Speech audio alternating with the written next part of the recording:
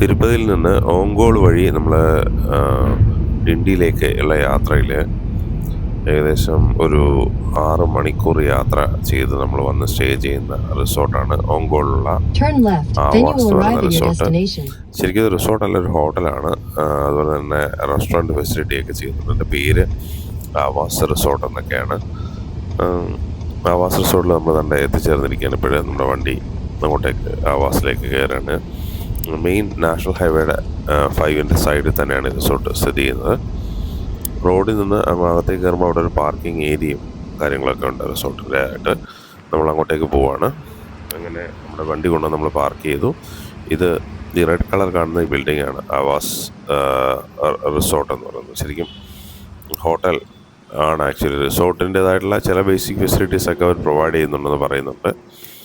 ചെന്നിറങ്ങിയപ്പോൾ തന്നെ ബുദ്ധൻ്റെ ഒരു സ്റ്റാച്ചു നമ്മൾ കണ്ടു. നമ്മൾ റിസപ്ഷനിലേക്ക് പോവുകയാണ്. ഇതാണ് നമ്മുടെ റിസപ്ഷൻ എന്നുള്ളൊരു വ്യൂ എന്ന് പറയുന്നത്.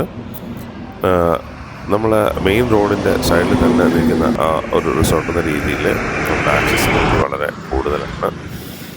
വണ്ടിയെല്ലാം പാർക്ക് ചെയ്യാനുള്ള ഒരുപാട് ഏരിയാസും കാര്യങ്ങളൊക്കെ റിസോർട്ടിനകത്ത് ഉണ്ട്. പിന്നെ ഒരു പ്രത്യേകത എന്ന് പറയുന്നത് വളരെ ഫ്രണ്ട്ലി ആയിട്ടൊരു സ്റ്റാഫാണ് റിസോർട്ടിൽ ഉണ്ടായിരുന്നവർ. ഇവിടുത്തെ സ്ഥലങ്ങളെക്കുറിച്ചും ഈ റിസോർട്ടിൻ്റെ പ്രത്യേകതയെക്കുറിച്ചൊക്കെ പറഞ്ഞു. ഇപ്പം റിനോവേഷൻ വർക്കുകളൊക്കെ നടന്നുകൊണ്ടിരിക്കുകയാണ്. പിന്നെ EV ഉണ്ടെങ്കിൽ നമുക്ക് ചാർജ് ചെയ്യാനുള്ള 2 EV ചാർജിങ് സ്റ്റേഷൻസ് ഉണ്ട്. ഇതാണ് എൻ്റെ ഒരു റിസപ്ഷൻ ഏരിയ. വളരെ മനോഹരമായിട്ടൊരു റിസപ്ഷൻ ഏരിയ ആണ് നമ്മുടെ ഈ ഹോട്ടലിന് ഉള്ളത്, ആവാസ് റിസോർട്ടിന് ഉള്ളത്. നല്ല മനോഹരമായിട്ടുള്ള ഇൻറ്റീരിയറാണ് ആ റിസപ്ഷൻ ഏരിയയിൽ ചെയ്തിരിക്കുന്നത്. നമ്മൾ ചെന്നപ്പോൾ തന്നെ നമുക്ക് ഏത് റൂം വേണമെന്ന് കാണിക്കാൻ വേണ്ടി അവരുടെ സപ്പോർട്ടിങ് സ്റ്റാഫിനെ എല്ലാം അയച്ചായിരുന്നു. നമ്മൾ പോയി കണ്ടിട്ടാണ് റൂം സെലക്ട് ചെയ്തത്. ഇതാണ് വെളിയിൽ നിന്നുള്ളൊരു ഓപ്പൺ ഒരു വലിയൊരു ഗ്രൗണ്ടൊക്കെ ഉണ്ട്. നല്ല പുല്ലൊക്കെ വെച്ച് പിടിപ്പിച്ച് മനോഹരമായിട്ടൊരു ഗ്രൗണ്ട് അതിൻ്റെ അടുത്തായിട്ടുണ്ട്. ഇതാണ് ആ എൻട്രൻസിൻ്റെ വെളിയിൽ നിന്നുള്ള കാഴ്ച. നമ്മൾ റൂമിലൊക്കെ പോയി നോക്കിയിട്ടാണ് നമ്മുടെ റൂം സെലക്ട് ചെയ്തത്. ഒരു എന്താ പറയുക, റിനോവേഷൻ വർക്ക് ലെഫ്റ്റ് സൈഡിലൊക്കെ നടക്കുന്നതുകൊണ്ട് തന്നെ അതിൻ്റെ ചെറിയ ഒരു വിഷയങ്ങളൊക്കെ അവിടെ ഉണ്ട്. അല്ലാതെ നല്ല മനോഹരമാണ് അവിടുത്തെ ഒരു ആംബിയൻസ് ഒക്കെ തന്നെ.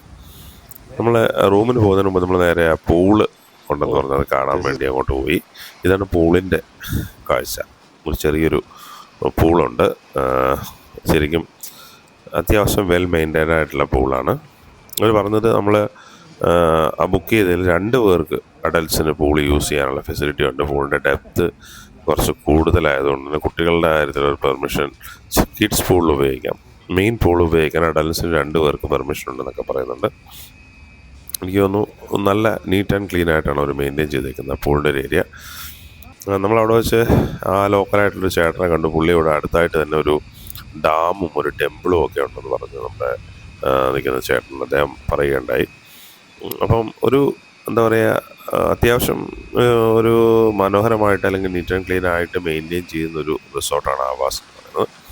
അങ്ങനെ നമ്മൾ പൂളൊക്കെ കണ്ടിട്ട് തിരിച്ച് റൂമിലേക്ക് നടക്കുകയാണ്. റൂമിലേക്ക് പോകുന്ന വഴിയിലുള്ള ഒരു കാഴ്ചയാണിത്. 2 ചുവരുകളും പ്രത്യേക രീതിയിലുള്ള കല്ലുകൾ പതിപ്പിച്ച രീതി ആണ് അറേഞ്ച് ചെയ്തിരിക്കുന്നത്. എനിക്ക് തോന്നുന്നത് നമ്മുടെ ഒരു പ്രത്യേക തരത്തിലൊരു ബ്രിക്സ് ഉണ്ടല്ലോ, അത് പതിപ്പിച്ചിട്ടുള്ള ഒരു ചുവരുകളാണ് 2 സൈഡിലുള്ളത്. റൂമുകൾ 2 സൈഡിലായിട്ട് തന്നെ കാണാം. ഹോട്ടൽ ഉണ്ട്, റെസ്റ്റോറൻറ്റും ഉണ്ട്. റെസ്റ്റോറൻറ്റിൻ്റെ ഏരിയയാണ് ഈ കാണുന്ന ലെഫ്റ്റ് സൈഡിൽ. നമ്മളങ്ങനെ നടന്ന് നമ്മുടെ റൂമിലെത്തിയ സമയത്ത് റൂമിൻ്റെ കാഴ്ച ഇതാണ്. നമ്മൾ കയറി വരുന്ന സമയത്തുള്ള ഒരു ചെറിയൊരു എൻട്രൻസ് ഏരിയ ഉണ്ട്. ഒരു സിറ്റ് ഔട്ട് പോലത്തെ ഒരു ഏരിയ ഒക്കെ ചെയ്തിട്ടുണ്ട്. ഒരു സോഫയുണ്ട്. അവിടെ താഴേക്കുള്ള വ്യൂ ഇതാണ്. പിന്നെ അവിടെ ഒരു TV ഉണ്ട്. TV യൂണിറ്റൊക്കെ വെച്ചിട്ടുണ്ട്.